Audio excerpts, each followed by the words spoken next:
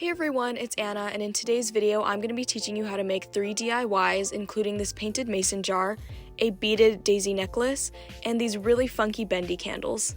Also, this video is a collab with my friend Natalie, ag4liife, and on her channel she'll be showing you how to make a painted tote bag, some really trendy clay mirrors, and a bead necklace. So yeah, make sure you guys also go check out Natalie's video.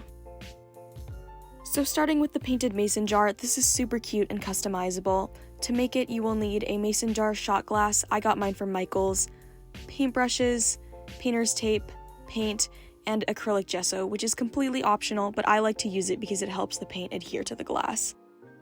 So the first thing you want to do is put some painter's tape onto the glass so that you can section off the area that you want to paint. This way we'll have a nice clean finish at the end, and it will be really easy for us to keep the paint in one area. Next, I'm going to do a coat of the gesso. Like I said before, this is completely optional. You could also alternatively do a coat of white paint or just go straight in with the colors that you want. You may just have to do another couple of coats. Once the gesso is dry, I'm going to paint on the background color that I want. I actually lost all the footage of me doing this, but it's pretty straightforward. So here's what the jar looks like now that I've painted on the background color. Also, my nails look kind of gross in this clip, but it's not because I don't bathe, it's just because I was staining a piece of furniture earlier, and some of it got stuck under my nails. Anyways, the next thing I'm doing is I'm sketching out my little design that I want to have on the jar. You can really draw whatever you want here. The options are pretty much endless. I just decided to do these little flowers because I thought they would look pretty. Now I'm just mixing up the colors that I want, and I'm going to start painting the flowers.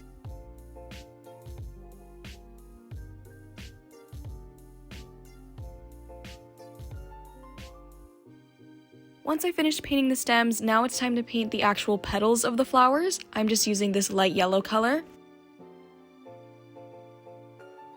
And now I'm just kind of adding some more details to the flowers, like I'm adding some highlights on the stems.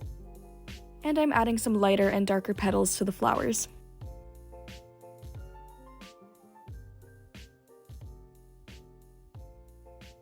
Here's what the flowers look like now that they're all done. I also added some white dots around the sides, and once the paint is dry, I'm going to be doing a coat of gloss Mod Podge.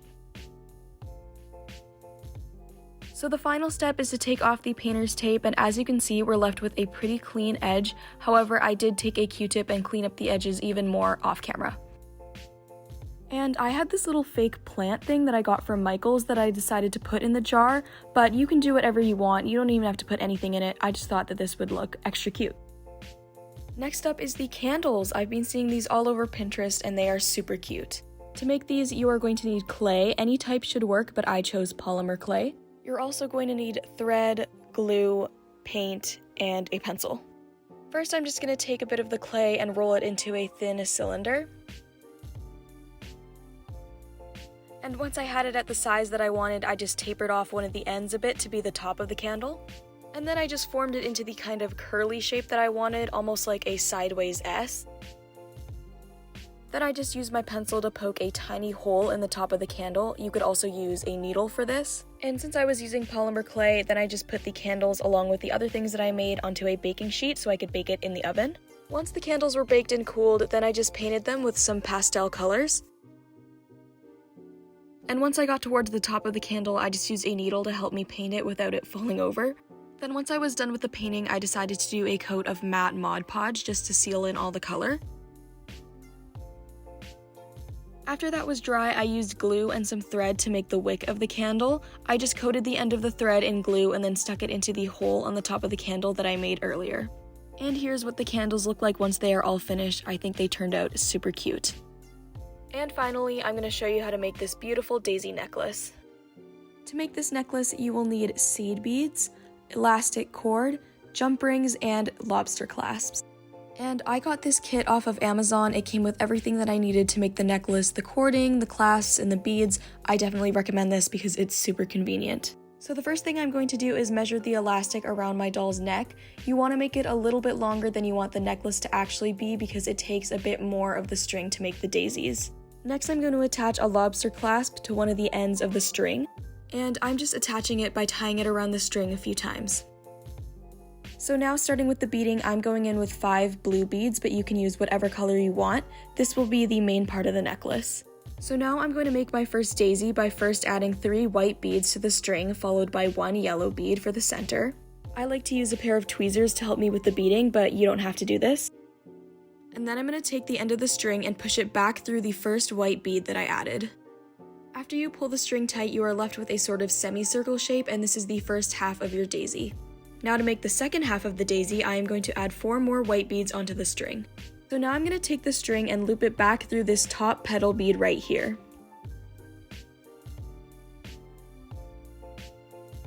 Here's what the daisy looks like once it's completed. So I'm going to quickly show you guys this process again, just in case you didn't get it the first time, which if you didn't, that's totally okay. It may take a little while to learn.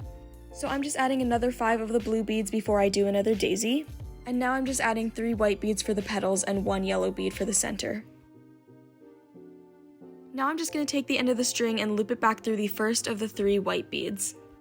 Pull the string tight and you are left with a sort of semicircle shape that is the first half of your flower. Now to complete the flower, I'm going to be adding 4 more white beads.